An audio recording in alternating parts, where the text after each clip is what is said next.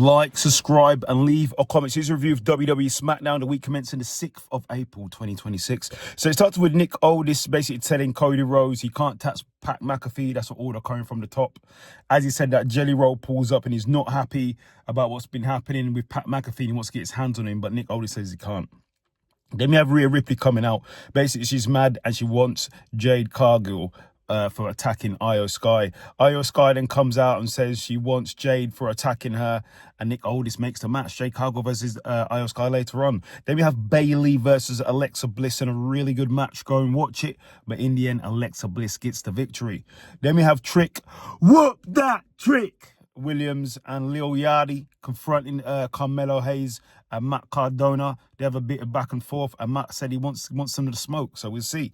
Then we have Drew McIntyre calling out Jacob Fatu, calling him a criminal. He belongs in a cage. He's a savage. He's an animal, and he's going to beat him down in their unsanctioned match. Then we have Jacob Fatu calling out Drew McIntyre, and then basically Solo Sikoa pulls up, calls him out for sort of embarrassing the family and what's been happening with Drew. So let's see how that transpires. You might see him joining back. Then we have Royce Keys talking about his past, talking about his history, talking about his grandma, and refuses to be defined by where he's from. He's going to be defined on where he's going to go. So let's go. That goes straight into Royce Keys versus Berto in a really good match. Go and watch it. Royce Keys looked very dominant and he got the win by spine buster. Then we have Pat McAfee basically says he wants to speak to Nick Aldis. As he was going to do that, Jelly Roll confronts him about what's been going on and about him getting the RKO.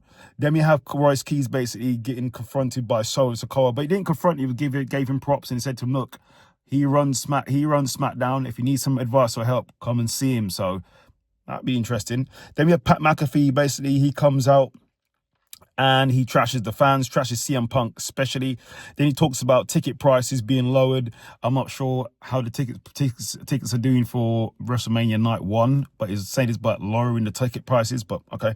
And Randy Orton's there to save the business. So he says that Cody Rhodes comes out, basically says Pat McAfee doesn't belong in the business, says fans...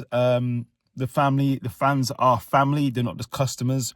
No one wants to see Pat McAfee. They basically go back and forth. Then Randy attacks Jelly Roll in the back.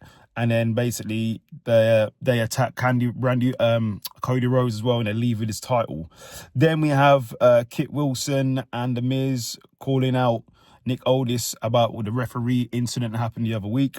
Then that goes into Jacob Fatu versus Tama Tonga in a really good match. Go and watch it, but in the end, Jacob Fatu gets the victory.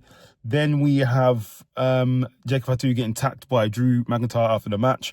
Then R-Truth gives some advice how to watch WWE PLEs online, and then Danhausen and Damian Priest pull up.